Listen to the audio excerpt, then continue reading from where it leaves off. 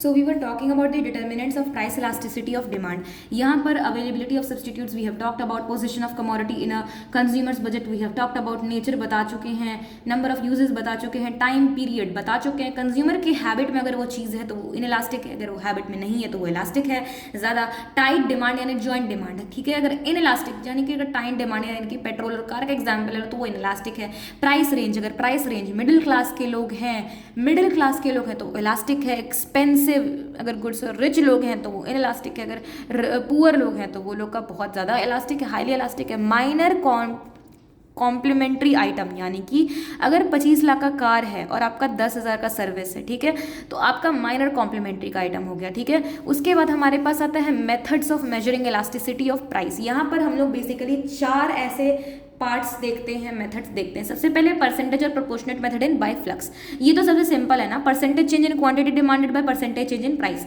अगर quantity demanded का percentage change is equal to price then equal to 1। अगर ज़्यादा है क्वांटिटी डिमांडेड का चेंज देन इट इज 2।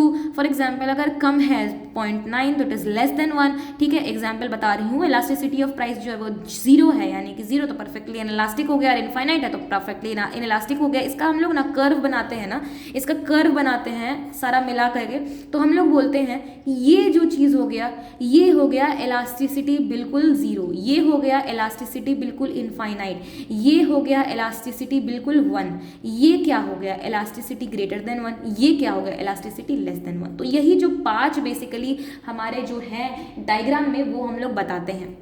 यानी कि इसे अगर मैथमेटिकली रिप्रेजेंट करना होगा तो minus delta Q D upon Q into T upon delta P, यानी कि स्लोप ऑफ डिमांड कर्व मैंने बता दिया, minus delta P upon delta Q, यानी कि delta Q upon delta P into P upon delta Q. यहाँ पे हम लोग माइनस साइन लगाना बिल्कुल भी मत भूलना, क्योंकि इनवर्स रिलेशनशिप है बेसिकली। 1 इससे आप लोग निकाल सकते हो 1 Q1 upon delta P upon delta Q, ठीक है। Delta P upon delta Q into P upon Q, इससे आप लोग बोल सकते हो delta P upon delta Q, क्योंकि स्लोप होता है, क्यों देखो इधर स्लोप होता है ना, ये वाला देखो, इधर देखो स्लोप है, तो 1 upon slope into P upon Q। इसका inverse relationship between slope of demand curve पता चलता है, ठीक है। यानी कि अगर स्लोप बढ़ेगा तो इलास्टिसिटी ऑफ प्राइस घटेगा, स्लोप अगर घटेगा तो इलास्टिसिटी ऑफ प्राइस बढ़ेगा। यानी कि अगर स्लोप आपका बढ़ रहा है इस तरह से, स्लोप इनफाइनाइट जा रहा है स्लोप, तो आपका इलास्टिसिटी ऑफ प्राइस कमेगा।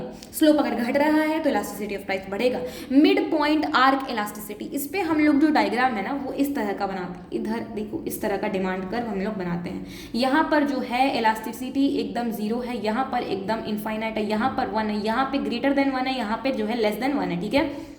सॉरी यहाँ पर जो है वो हाँ सही तो लिखा है, ग्रेटर देन 1 है, और यहाँ पर जो एकदम लेस देन 1 है। इसमें मिड पॉइंट और आर्क इलास्टिसिटी निकालते हैं, जैसे delta Q upon delta P into यहाँ पर P1 प्लस P2 अपॉन 2, यहाँ पे एवरेज निकालते हैं ना, मिड पॉइंट का एवरेज निकालते हैं, Q1 plus Q2 upon 2, delta Q upon delta P into P1 plus P2 upon Q1 plus Q2। या फिर आप बोल सकते हो इसमें डेल्टा Q को आप चेंज कर दो, Q2 minus Q1 upon P2 minus P1 into P2 plus P2, P1 plus P2 upon Q1 plus Q2। उसको आप लोग और एक्सप्लेन कर सकते हो। फॉर एग्जाम्पल जैसे कि Q1 minus Q2 upon P1 minus P2 into P2 P1 plus P2 upon Q1 plus Q2। अब आता है पॉइंट इलास्टिसिटी मेथड। इसमें हम लोग कहते हैं method used when there is very negligible small change in prices में हम लोग 2 चीज़ करते हैं, डेरिवेटिव मेथड होता है एक, ग्राफिकल या फिर ज्योमेट्रिक मेथड होता है, ठीक है। अब हम लोग यहाँ पर derivative method only when it is equation, यानी कि minus D Q upon D P into P upon Q. यानी कि अगर आपको क्वेश्चन में दिया गया है क्यू, यानी कि demand is equal to 10 minus 2p, ठीक है, तो इलास्टिसिटी ऑफ प्राइस कितना, अगर प्राइस जो है वो 2 है तो आप लोग लगाओगे ये वाला formula minus D Q upon D P into P upon Q, जहाँ पर D Q upon D P is what ये होता है आपका जो प्राइस का ये जो टर्म है ना, इसे हम लोग क्या कहते हैं, इसे हम लोग कहते हैं क्या, कांस्टेंट। इसे हम लोग कांस्टेंट कहते हैं क्या, इसे हम लोग वेरिएबल तो नहीं कहते। इसका जो ये जो साथ वाला जो दोस्त है इसका पूरा का वैल्यू आता है minus D Q upon D P. यहाँ पर हम लोग पुट करेंगे इंटू पी अपॉन क्यू करेंगे, यहाँ पर आपका जो आ जाएगा इसे इलास्टिक तो होगा ही। ज्योमेट्रिक मेथड या फिर ग्राफिक मेथड आपका डायग्रामेटिक इस तरह से रिप्रेजेंटेशन होता है। ईपी होता है आपका lower segment upon upper segment, lower segment upon upper segment. इसमें जो डायग्राम है ये मैंने बना दिया, आपको देख सकते हैं आप लोग। इस तरह का थोड़ा सा सिमिलर टाइप का है फर्स्ट वाले से, सेकंड वाले से बेसिकली। टोटल आउटले या फिर टोटल एक्सपेंडिचर मेथड में क्या होता है, आपका टोटल एक्सपेंडिचर गिनाया जाता है, यानी कि प्राइस इंटू क्वांटिटी किया जाता है, कितना प्राइस है कितना क्वांटिटी है, उससे आपका जो टोटल रेवेन्यू है वो निकल जाता है। According to this method elasticity of price is calculated by checking relation between price and total expenditure. इसमें 3 चीज़ होता है, elasticity of price less than 1, elasticity of price is equal to 1 है, इलास्टिसिटी ऑफ प्राइस अगर more than 1 है। तो ये हो जाएगा आपका टोटल एक्सपेंडिचर मेथड। उसके बाद यहाँ पर आपको वही सेम चीज़ें दी हुई हैं। अब इलास्टिसिटी ऑफ डिमांड है, ठीक है। मान लो जो डिमांड में प्राइस की वजह से चेंज आ रहा है तो हम लोग elasticity price elasticity of demand कहते हैं। अगर वो इनकम की वजह से चेंज आएगा तो हम लोग उसको इनकम इलास्टिसिटी कहेंगे। अगर वो सब्सटीट्यूट्स की वजह से आएगा तो substitute elasticity of demand curve कहेंगे, है ना। यानी कि किसी भी डिटर्मिनेंट की वजह से अगर चेंज आएगा आपके डिमांड में तो उस वाले फैक्टर का नाम दे देंगे। एडवर्टीजमेंट इलास्टिसिटी, एडवर्टीजमेंट की वजह से क्या चेंज आया, है ना, ठीक है। उसके बाद यहाँ पर देखो तो EP is equal to percentage change in quantity demanded upon percentage change in price, वही सेम चीज़ है। EP is equal to percentage change in quantity demanded upon percentage change in income, जो कि इनकम इलास्टिसिटी हो गया, है ना। Value आपको बताता है, नेगेटिव बताता है। ये नेगेटिव में इंफीरियर गुड्स में आता है। आपका इंफीरियर गुड्स का जो इलास्टिसिटी है वो नेगेटिव में जाता है, क्यों? क्योंकि इसका जो है इनकम बढ़ेगा तो डिमांड जो है इसका घटेगा, इनकम घटेगा तो डिमांड आपका बढ़ेगा। इलास्टिसिटी ऑफ इनकम 0 कब होगा? Demand is equal to unresponsive to change in income. Positive कब होगा? यानी इलास्टिसिटी जो है 0 से बढ़ेगा कब? जब नॉर्मल गुड्स के केस में नेसेसिटीज और एसेंशियल कमोडिटीज ऑफ गुड्स में इलास्टिसिटी जो है वो 1 से या तो कम रहेगा, 0 के ज़्यादा रहेगा। Relatively less important in consumers eye और नेसेसिटी, ठीक है। इलास्टिसिटी ऑफ इनकम 1 रहेगा, डिवाइडिंग लाइन होता है यहाँ पर, एक्सपेंसेस इक्वल टू इनकम होगा। Okay, apart from that we have luxury का तो इलास्टिसिटी ज़्यादा रहेगा। रिच लोग जो है अगर रहेंगे तो इनलास्टिक रहेगा, लेकिन मिडिल क्लास रहेंगे तो इलास्टिसिटी ज़्यादा रहेगा। Apart from that we have methods of calculating elasticity of income. तो परसेंटेज मेथड, प्रोपोर्शनेट मेथड और आर्क मेथड या फिर पॉइंट मेथड। यहाँ पे परसेंटेज मेथड सेम है, बस जो चेंज है वो इनकम का चेंज है, बाकी सब कुछ सिमिलर है, ठीक है। यहाँ पर आप लोग 3 तरीके का देख सकते हो, जैसे कि 10% से 10% हुआ तो 1 हो गया, 10% से 11 हुआ तो मोर देन 1 हो गया, 10% से 9% हुआ तो लेस देन 1 हो गया। प्रोपोर्शनेट मेथड, यहाँ पर आपको जो है प्रोपोर्शनेट मेथड जो है दिया गया है इस बुक में, ओके। यहाँ पर पॉइंट इलास्टिसिटी दिया हुआ है, यहाँ पे ज्योमेट्रिक इलास्टिसिटी दिया हुआ, आर्क इलास्टिसिटी दिया हुआ है, और apart from that we have been given all the types. यहाँ पे देखो टाइप्स दिया हुआ है, सारे टाइप्स दिए हुए हैं। ये है आपका 0 वाला, ये है 1, ये है इनफाइनाइट, ये है ग्रेटर देन 1, ये है लेस देन 1। उसके बाद है वर्बल डिस्क्रिप्शन और टर्मिनोलॉजी, इसके सारे दिए गए हैं। उसके बाद हमारे पास आता है कैलकुलेशन, ठीक है, टोटल आउटले मेथड। हाँ, ये वाला चीज़ देख लो, यहाँ पर इस तरह से हम लोग जब टोटल एक्सपेंडिचर का बात करते हैं तो हम लोग ये वाला डायग्राम जो है वो बेसिकली बनाते हैं। इसमें ये जो है इलास्टिसिटी वो 1 के इक्वल होता है, यहाँ पे इलास्टिसिटी इज ग्रेटर देन 1 होता है, यहाँ पे इलास्टिसिटी इज लेस देन 1 होता है, ठीक है। ये होता है अपना टोटल आउटले या फिर टोटल एक्सपेंडिचर मेथड। ये सारा आपका एग्जाम्पल्स है यानी टाइप्स है। टोटल रेवेन्यू आपका होता है, ओके। बेसिकली हम लोग यहाँ पे determinants of price elasticity of demand देख रहे थे, अवेलेबिलिटी ऑफ सब्स्टिट्यूट्स देख रहे थे, है ना। उसके बाद है position of commodity of consumer budget, nature of need of the commodity satisfies, number of uses, time period, consumer habit, tight demand जैसे जॉइंट डिमांड कहते हैं, price range, minor complementary items वगैरह, इनकम इलास्टिसिटी ऑफ डिमांड हम लोग पढ़ रहे थे। यहाँ पर हम लोग आ चुके हैं जहाँ पे हमें पहुँचना था, और यहाँ पर हम लोग देखेंगे types, okay. Cross price elasticity of demand. अब सबसे पहले तो इसका जो प्रोपोर्शनेट मेथड है वो यहाँ पर अगर देखा जाए तो परसेंटेज और प्रोपोर्शनेट सेम रहता है, यानी कि ये वाला। आर्क मेथड देखा जाए तो वो भी बिल्कुल सेम है, बस जो प्राइस का जो यहाँ पे झमेला है ना, यहाँ पे P1 P2 लिखा हुआ है, यहाँ पे Y1 Y2 लिख देना है, सिंपल, सब कुछ सेम है, बस जहाँ पे P है वहाँ पे Y कर दो, okay. Advertisement elasticity varies between 0 and infinity, ठीक है, 0 और इन्फिनिटी के बीच में रहता है। It is elasticity of advertisement is percentage change in quantity demanded. Quantity demanded यहाँ पे नहीं बोलेंगे, यहाँ पे हम लोग D बोलेंगे सिर्फ, ठीक है, upon percentage change in spending on advertisement. यहाँ पे लिखेंगे delta QD upon QD into delta A upon A। Simple है, जैसे हम लोग डेल्टा P, जैसे कि हम लोग delta Q upon Q into P upon delta P लिखते थे, उसी तरीके से हम लोग P के जगह पे नहीं, P के जगह पे हम लोग एडवर्टीजमेंट लिख देंगे, सिंपल। इसका भी आपका ओके, इसका 4 है, ओके, इसका 4 है। या तो आपका इलास्टिसिटी 0 हो सकता है, या तो 1 हो सकता है, या तो ग्रेटर देन 1, या तो लेस देन 1, इन्फिनाइट नहीं हो सकता, मतलब, okay, nice. Cross price elasticity बिल्कुल सेम है, बस आप 2 कमोडिटी के बारे में जानते हो। टी कॉफी का एग्जाम्पल ले लेना, सबसे बेस्ट एग्जाम्पल है elasticity. Cross elasticity percentage change in quantity demand of Y X upon percentage change in price of Y, ठीक है, यानी कि प्राइस ऑफ वाई की वजह से जो चेंज आया एक्स में वो, ठीक है। तो इस तरह से हम मैथमेटिकल रिप्रेजेंट कर दिया है। सब्सटीट्यूट पॉजिटिव होता है यानी कि price of Y if increases the demand of X increases, price of Y if decreases demand of Y increases, और डिमांड ऑफ एक्स डिक्रीजेस, ठीक है। इलास्टिसिटी ऑफ जो कमोडिटी रहेगा वो जो है क्रॉस इलास्टिसिटी वो ग्रेटर रहेगा जीरो से।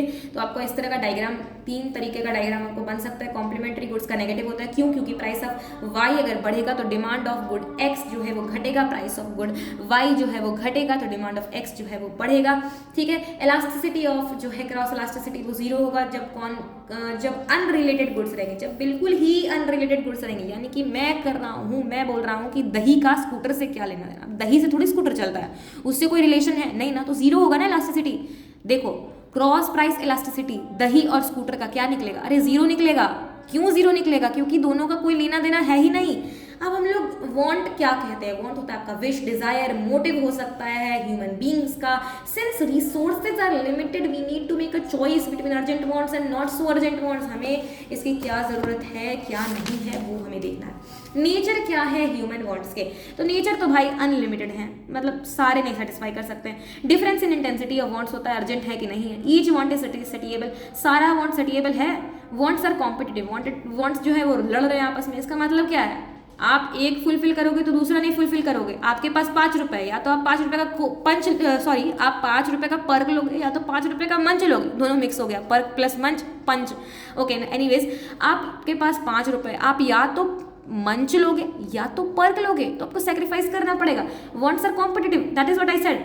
वांट्स आर कॉम्प्लीमेंट्री, आप जो है एक पर्टिकुलर गुड से आपका जो डिमांड है वो क्या, आपका वांट जो वो क्या कर रहा है, इफेक्ट क्या है। A particular want may be satisfied in alternative many ways. आपका एक पर्टिकुलर वांट है वो दूसरे तरीकों से भी तो सेटिस्फाई हो सकता है। जैसे कि मान लो आपका वांट है पिज्ज़ा खाने का, तो उसका दूसरा तरीका आपको क्या किया जा सकता है? आपकी मम्मी आपको रोटी का पिज्ज़ा बना के दे सकती है, ब्रेड में चीज़ और सॉसेस लगा के दे सकती है। बस एग्जाम्पल है, अलग अलग तरीके से आपको सेटिस्फाई हो सकता है ना, that is what I am saying. उसके बाद wants may arise due to physical, logical और सोशल फैक्टर्स। आपका जो वांट्स है वो या तो फिजिकल रीजंस की वजह से आपका वांट्स हो सकता है। आपको फिजिकल रीजन क्या हो सकता है? अरे हम मोटे हो गए हैं तो हमको क्या चाहिए? हमको ट्रेडमिल चाहिए, ठीक है, फिजिकल रीजन हो गया। साइकोलॉजिकल रीजन क्या हो गया? अरे हम देख रहे हैं कि जो लोग हैं वो लोग डायरी वगैरह बना रहे हैं, बहुत सुंदर सुंदर चीज़ लिख रहे हैं, तो हमको भी एक डायरी चाहिए, तो हम एक डायरी लेंगे।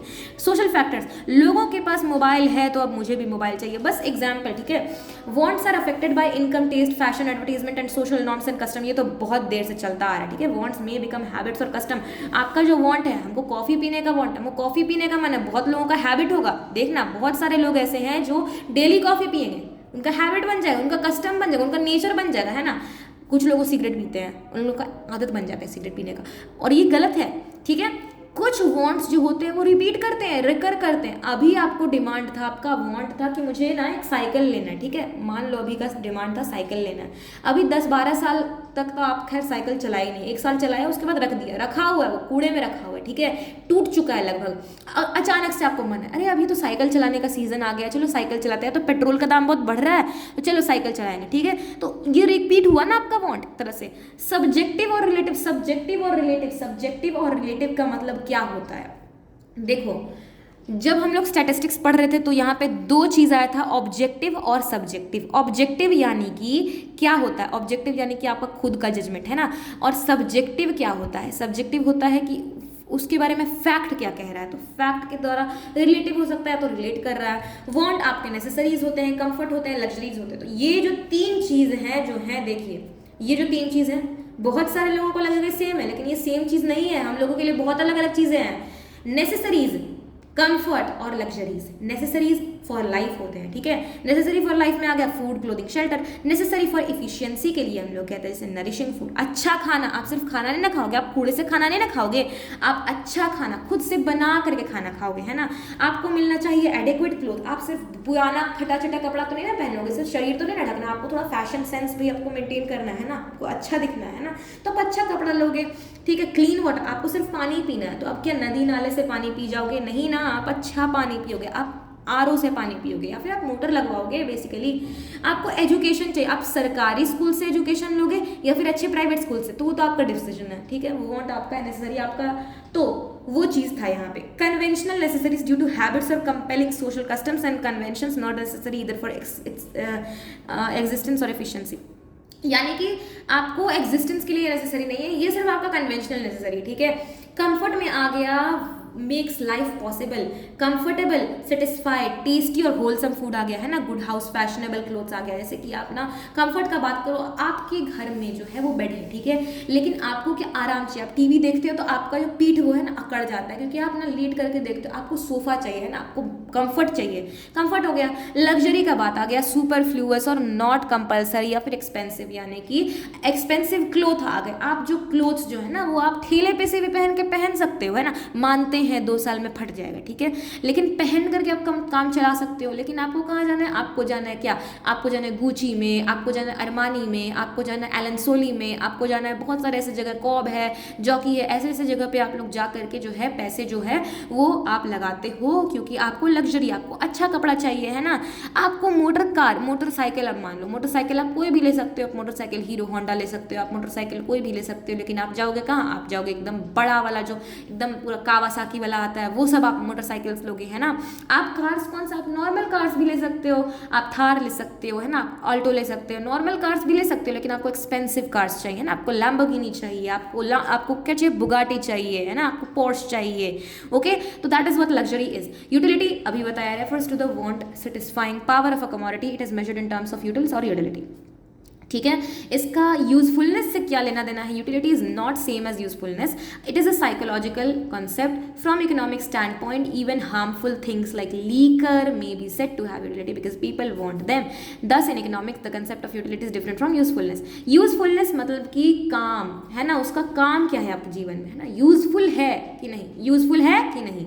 यूटिलिटी तो नेगेटिव चीज़ का भी हो सकता है ना, कुछ लोग शराब पीते हैं, कुछ लोग सिगरेट पीते हैं, उसका भी यूटिल्स उन लोग को मिलता है, ठीक है।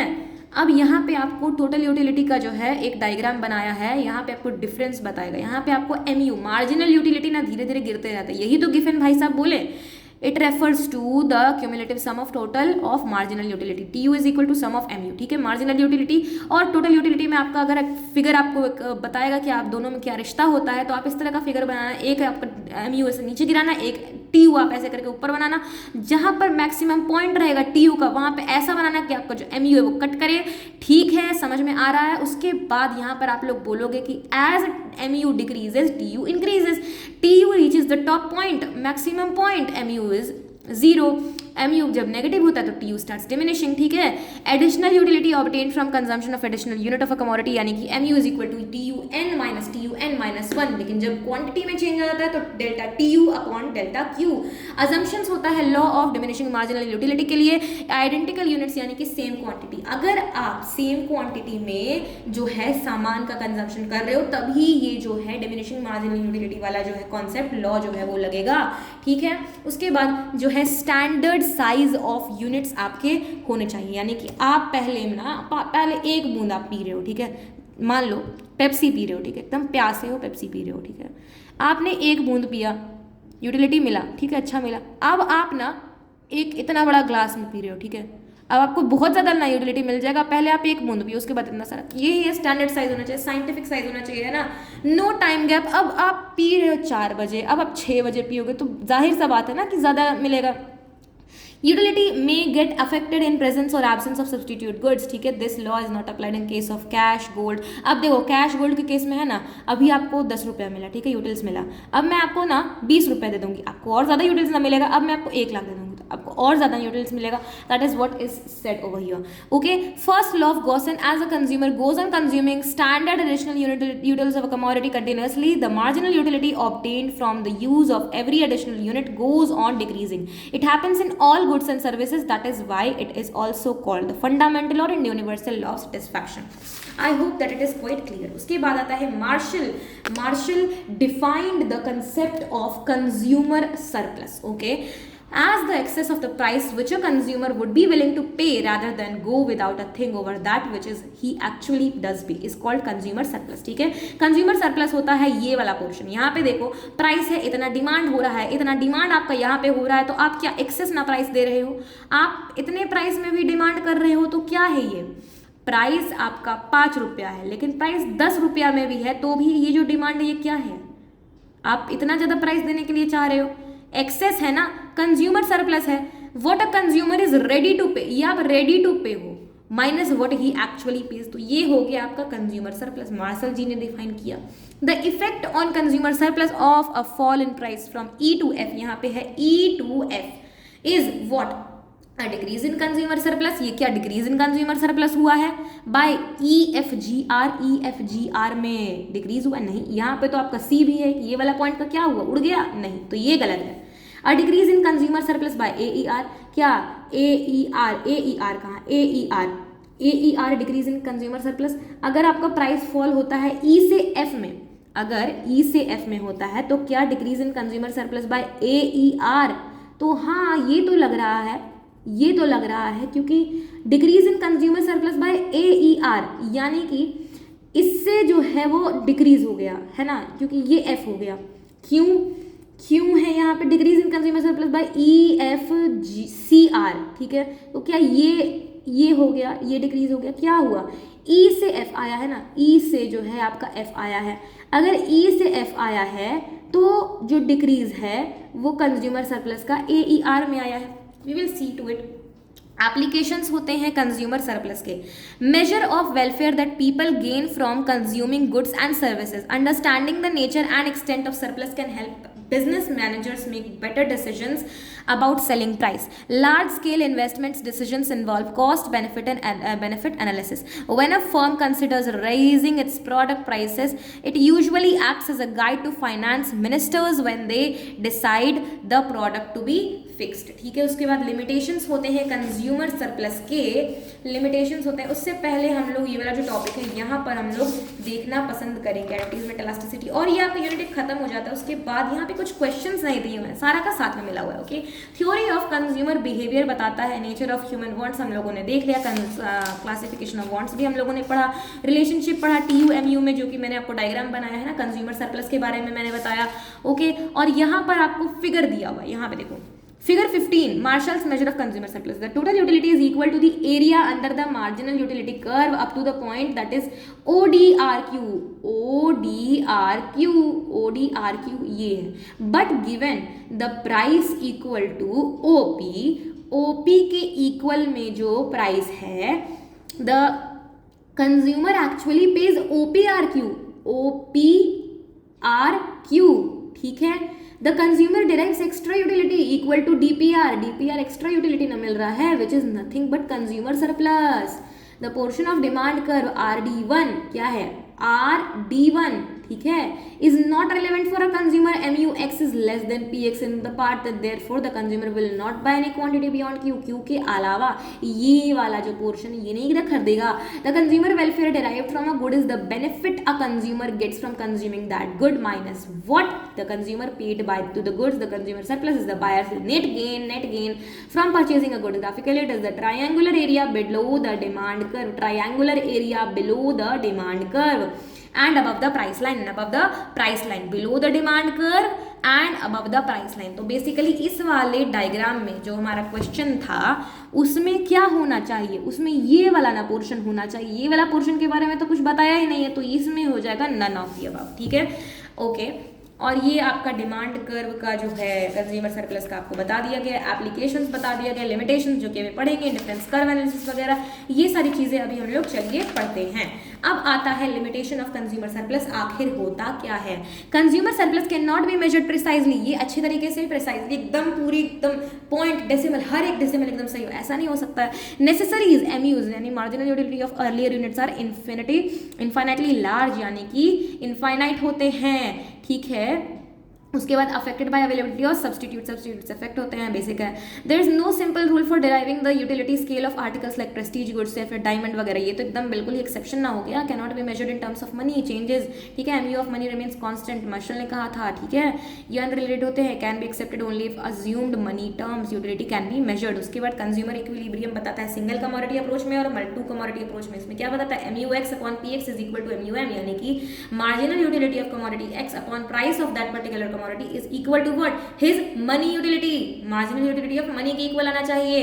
आपका क्या, तब आपका कहेंगे सिंगल कमोडिटी का हो रहा है कंज्यूमर का इक्विलिब्रियम। जबकि अगर आप 2 कमोडिटी लेंगे तो आपका जो MUX है अपॉन PX है is equal to MUY upon PY is equal to MUM, यानी कि अगर आप सेब खा रहे हो, सेब से आपको 5 यूटिलिटी मिल रहा है, मार्जिनल यूटिलिटी, प्राइस है आपका 10, आप खा रहे हो अनार, अनार से आपको मार्जिनल यूटिलिटी मिल रहा है Y, ठीक है, मार्जिनल यूटिलिटी कुछ मिल रहा है और प्राइस उसका उतना है, तो दोनों इक्वल होना चाहिए। दोनों इक्वल किसके होना चाहिए, आपके बजट के, आपके पैसे के अंदर होना चाहिए, ठीक है। तो MUX upon PX is equal to MUY upon PY is equal to MUM, वहीं पे MUM is MUX is equal to PX। Utility approach आपका आता है cardinal utility approach, ordinal utility approach. जब हम लोग कार्डिनल यूटिलिटी एनालिसिस बात करते हैं तो हम लोग मार्जिनल बाबा का नाम लेते हैं, MU एनालिसिस जिसे बोलते हैं, अल्फ्रेड मार्शल ने खोला था, ठीक है। Utility can be expressed in numbers और न्यूमेरिकल। जब आपको बोला जाए कि यूटिलिटी नंबर में एक्सप्रेस कर सकता है कि नहीं, तो आप बोलेंगे हाँ, तो किसने बोला, मार्शल जी ने बोला।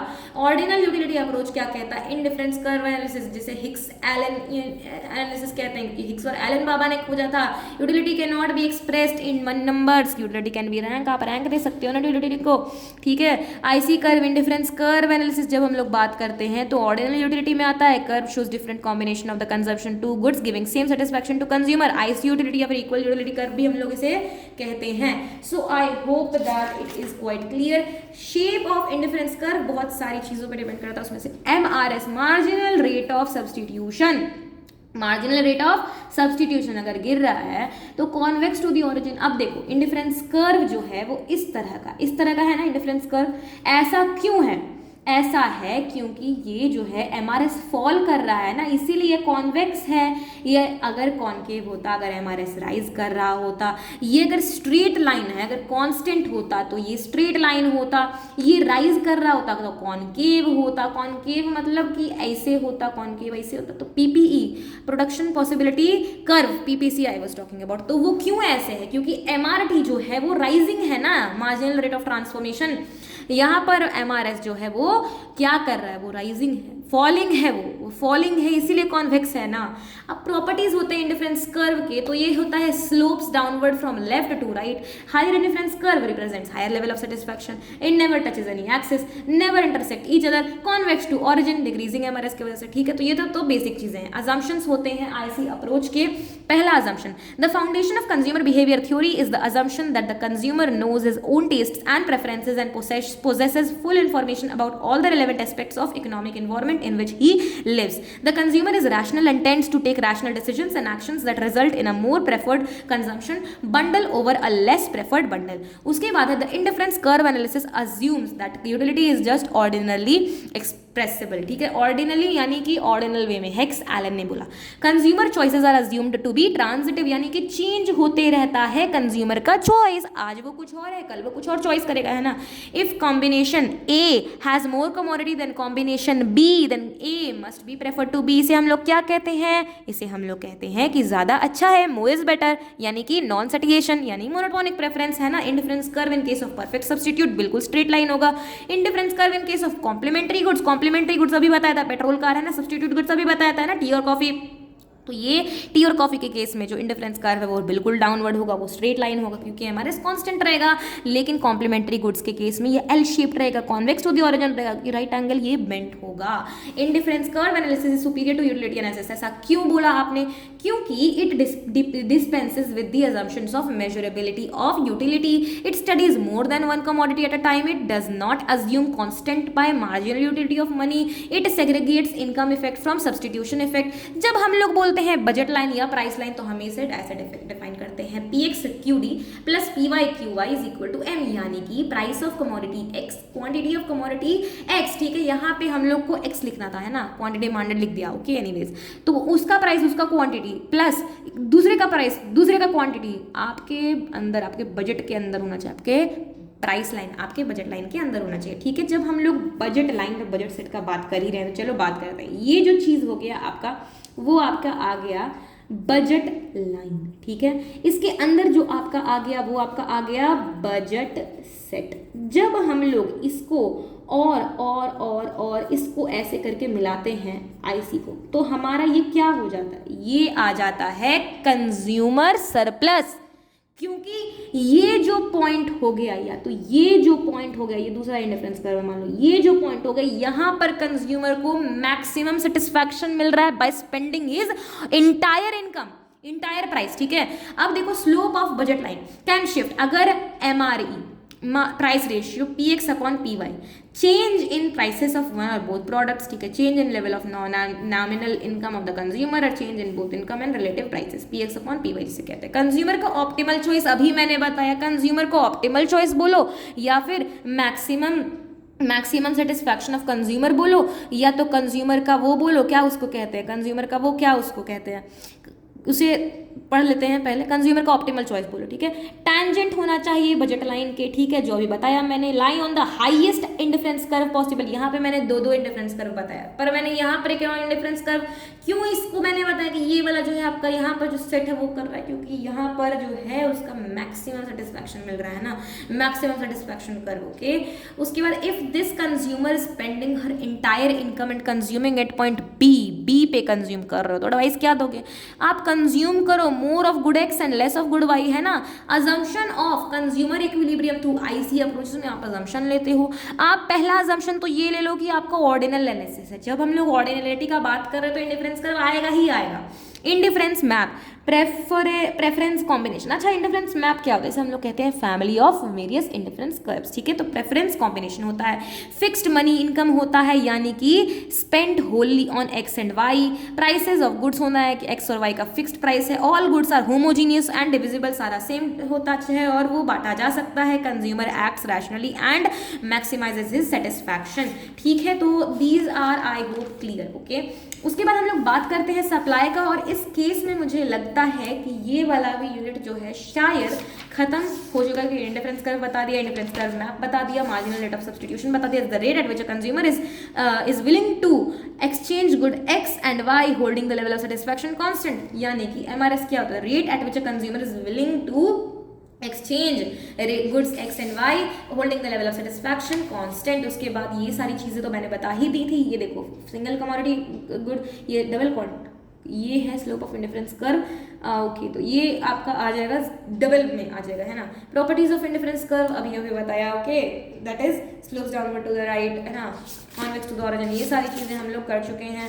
कंज्यूमर इक्विलिब्रियम अभी बताया, यही वाला जो टॉपिक है यही मैं याद कर रही थी इस वाले पोर्शन में, ये वाला जो पोर्शन आपका रह गया ना यहाँ पे, ये इसी हम लोग क्या कहते हैं, इसे हम लोग कहते हैं ऑप्टिमल चॉइस ऑफ क्या ऑफ कंज्यूमर, और इसे हम लोग कहेंगे, और क्या कहेंगे, इसे हम लोग कहेंगे कंज्यूमर का इक्विलिब्रियम, है ना, इसे हम लोग कहेंगे कंज्यूमर इक्विलिब्रियम, ठीक है। तो ये हो गया आपका। उसके बाद हमारे पास जो देखने को लग रहा है कि ये चैप्टर पूरी तरह से, ओके, चैप्टर नहीं खत्म हुआ, बेसिकली यूनिट खत्म हुआ। अब सप्लाई का यूनिट बचा हुआ है, छोटा सा है बिल्कुल। सप्लाई बिल्कुल सेम है डिमांड की तरह, बस थोड़ा सा डिफरेंस है, समझ लो। सप्लाई ना सेलर पॉइंट ऑफ व्यू से देखा जाता है, ये सेल नहीं होता है, refers to the amount or quantity of a commodity that producers are willing and able to offer for sale at various prices during a given time period. Quantity supplied refers to the amount or quantity of a commodity that producers are willing and able to offer for sale at a particular price during a given period of time. It follows flow concept. तो demand और concept क्या, demand और supply क्या है, flow concept. इसमें आपका determinants आता है सप्लाई का, तो देखो determinants of supply, price of good, price of related goods, substitute or complementary, price of factors of production, price of state of technology, government policy, number of sellers, nature and competition, size of industry, expectation। अब government का policies, goals of the firm, infra facilities, natural factors, manmade factors. अब देखो simple सा बात है, supply का law अगर हम लोग पढ़ेंगे ना, तो बेसिकली प्राइस बढ़ेगा तो ज़्यादा सेलर जो है उसको बेचना चाहेंगे, तो जो क्वांटिटी सप्लाइड है ना वो बढ़ जाएगा, ठीक है। प्राइस का बात कर रहे हैं, अदर फैक्टर्स भी होते हैं, अदर फैक्टर्स उसकी वजह से भी सप्लाई बढ़ता है। देखो प्राइस तो सबसे पहले मेन चीज़ हो गया, प्राइस अगर बढ़ेगा तो सप्लाई बढ़ेगा। रिलेटेड गुड्स अभी बताया, सब्सटीट्यूट और कॉम्प्लीमेंट्री। अगर मान लो जो है टी का प्राइस बढ़ गया, टी का प्राइस बढ़ गया, तो कॉफ़ी का जो सप्लाई है वो क्या लगता है क्या होगा, टी का प्राइस अगर बढ़ जाएगा, टी का प्राइस अगर बढ़ जाएगा तो जो सेलर हैं वो टी को और सप्लाई करेंगे, लेकिन इसके बारे में ना बात करते हुए पीछे जो हम लोगों ने पढ़ा वो बात करते हैं। कॉफ़ी का जो सप्लाई है, कॉफ़ी का पहले डिमांड बोलो, कॉफ़ी का डिमांड बढ़ेगा तो सप्लाई बढ़ेगा, ठीक है। इस तरह से बहुत ज़्यादा झमेला है, we will be studying it further. Factor of production, land, labour, capital, entrepreneurship. Factor of production याद करो, अगर आपका लैंड है ना, लेबर, कैपिटल, एंटरप्रेन्योरशिप का प्राइस बढ़ जाएगा तो सप्लाई क्या हो, कम हो जाएगा, ठीक है।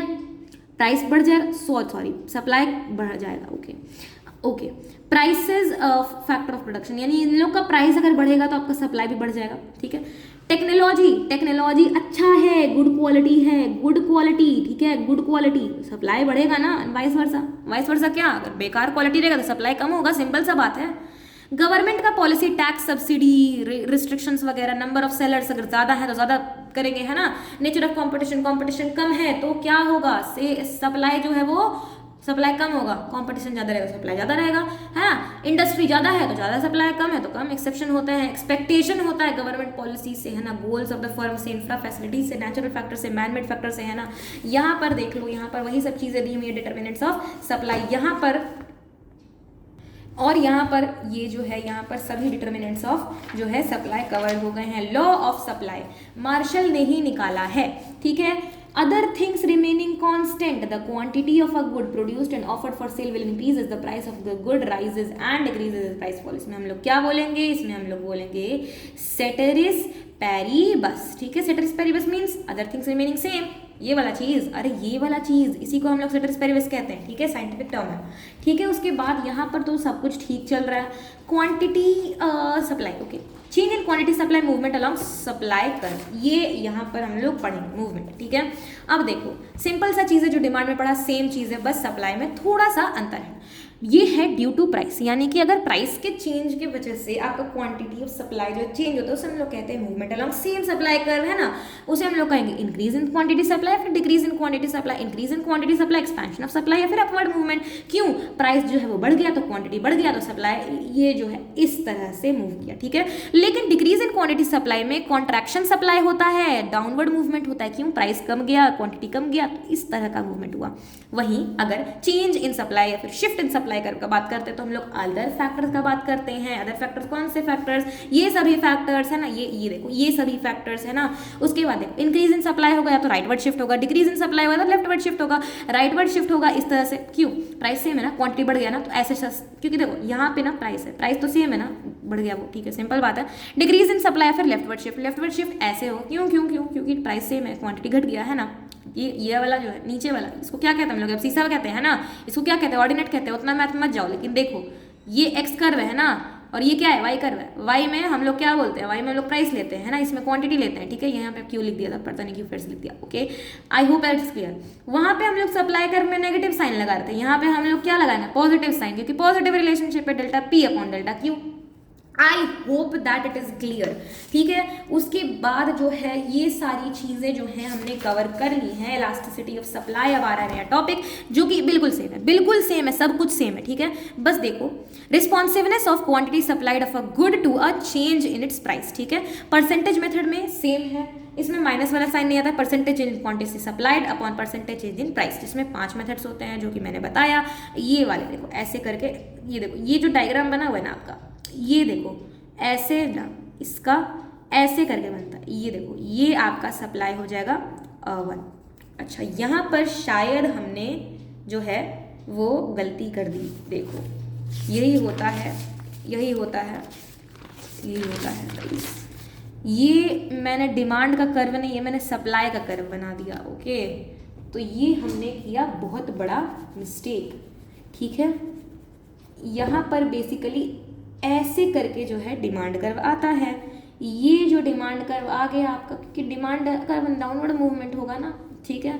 उसके बाद एक ये आ जाएगा, ये आपका इनफाइनाइट हो जाएगा, ये आ जाएगा आपका 0 हो जाएगा, ये क्या हो जाएगा, लेस देन 1 हो जाएगा, है ना। ये क्या हो जाएगा, मोर देन 1 हो जाएगा। लेकिन हम लोग जब बात करेंगे इसका, तो सप्लाई कर्व जो है एक कब होगा, ऐसे करके, ये सप्लाई हो जाएगा 0, ये हो जाएगा इनफाइनाइट, ये हो जाएगा क्या, लेस देन 1, ये हो जाएगा more than 1, okay, so I hope it it's clear.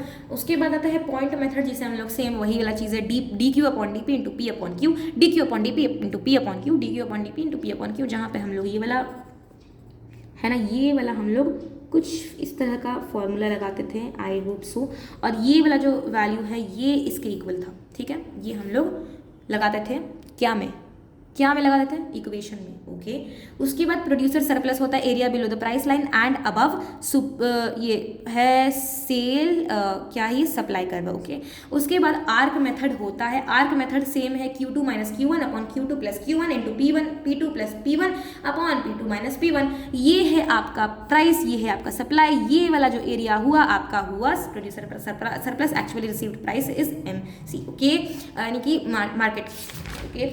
उसके बाद यहाँ पर देखो गाइज, यहाँ पर देखो, ये है आपका मार्केट इक्विलिब्रियम वाला सिचुएशन, सप्लाई का कर्व ऐसे, डिमांड का कर्व ऐसे, ये वाला आपका हो गया मार्केट इक्विलिब्रियम का केस, यहाँ पे आपका इक्विलिब्रियम प्राइस, इक्विलिब्रियम क्वांटिटी, ये वाला क्वांटिटी है ना, ये वाला क्वांटिटी। अगर डिमांड ज़्यादा है सप्लाई से तो शॉर्टेज होगा, एक्सेस डिमांड होगा, यानी कि प्राइस बढ़ जाएगा। डिमांड ज़्यादा है तो शॉर्टेज हो जाएगा, एक्सेस डिमांड, प्राइस बढ़ गया ना। अगर सप्लाई ज़्यादा है डिमांड कम है तो एक्सेस सप्लाई या फिर सरप्लस हो गया तो प्राइस घट जाएगा। डिमांड ये है, डिमांड जो है वो डिमांड क्या हो जाएगा, डाउनवर्ड हो जाएगा, है ना, डाउनवर्ड प्राइस, ठीक है। अब इसी में एक छोटा सा जो केस आता है वो एक छोटा सा चीज़ है जिसमें हम लोग बात करते हैं दो चीज़ का, एक है प्राइस सीलिंग का और एक हम लोग बात करते हैं प्राइस फ्लोर का। तो हम लोग क्विकली समझ लेते हैं प्राइस सीलिंग और प्राइस फ्लोर। ये देखो, ये है डिमांड, ये है सप्लाई, ये है डिमांड, ये है सप्लाई, ठीक है। तो अब देखो इसमें क्या होता है ना कि ये जो प्राइस है, ठीक है, ये जो प्राइस है इससे थोड़ा नीचे जो प्राइस है इसे हम लोग कहेंगे प्राइस सीलिंग, ठीक है।